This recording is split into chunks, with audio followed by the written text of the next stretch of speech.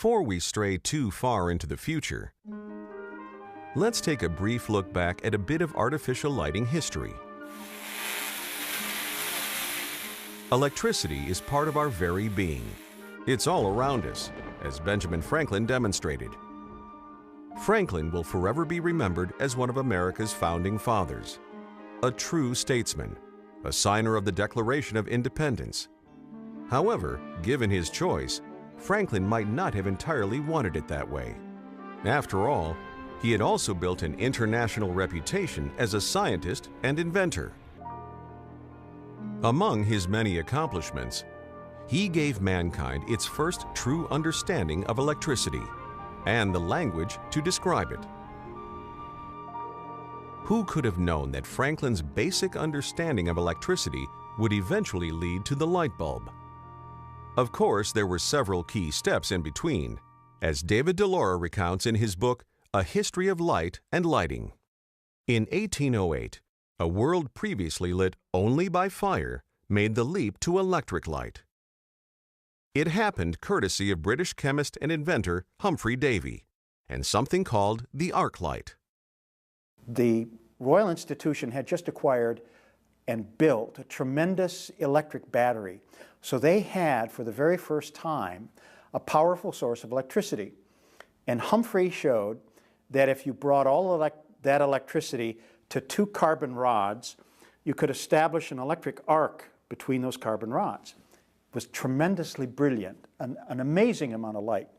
The arc light was a brilliant light source, but it wasn't the small, practical source of electric light that everyone was looking for.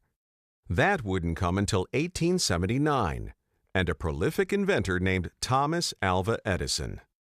Building on the work of other researchers like Charles Brush, who devised the first practical arc street lighting system in 1875, and Russian inventor Pavel Yablokov, who invented the first arc lamp that didn't require a complicated regulator, Edison and his associates finally came up with our longtime little friend, the incandescent light bulb. Edison was actually a rather latecomer to this stream of people struggling to find a practical form of a small electric light source. To make this happen, Edison knew he needed to subdivide the electric light by passing an electric current through something he called the filament. What Edison discovered is that you need a filament made with something that will withstand very, very high temperatures and at the same time allow it to incandesce or glow with heat. Think about this for a moment. Edison invented the modern light bulb more than 130 years ago. Today, we are still using essentially the same invention, and we use it every day and nearly everywhere. Lighting is now in the background. It's an infrastructure. It's part of our civilization. We go to a switch on the wall and we turn on the lights. We just expect it to work. So, if it's convenient, reliable, inexpensive, and safe, why is the government phasing out the incandescent light bulb? Without question, there are many who see this as government intruding on our private lives. In general, my own opinion is that legislating how people purchase their technology is a bad idea. Right now, the notion by folks in government is that if they can, with reasonable assumption about new technology, disallow old technology, that they're going to form, guide, compel, force, consumer purchase the new technology. The notion right now is that LEDs are going to be ready to replace the socket of an incandescent lamp at a reasonable cost. That's not clear yet. What is clear is that we've actually been taking our first steps away from the incandescent light bulb and into the new world of lighting choices for several years. Unless the government regulations are repealed, and that's very unlikely, there is no turning back. Those who are hoarding incandescent light bulbs will be stuck with inefficient lighting as energy costs go up.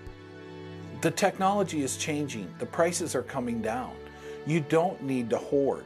And people who do hoard, they're going to keep consuming more and more energy as the price continues to rise. Now, if you want to pay that price, it's your choice. Hi, how are you? The new federal law requires that all general-purpose light bulbs be at least 25% more efficient than Edison's popular incandescent bulb. After we say goodbye to the 100-watt bulb, the 75-watt and the 60-watt bulbs will also start disappearing from store shelves. Like the dinosaur, the incandescent bulb will be extinct by 2014. Why? Incandescent bulbs waste most of their energy, a whopping 80% of it generating heat, not light. Consumers need to educate themselves on which bulb to buy for each location in the home or office. One thing to consider when you're lighting your home is that there are different colors of light now. This is a warm colored light. It's more of a relaxing type light. You want this when you come home at night, you sit down, you relax, you've been at work all day, this will help you relax.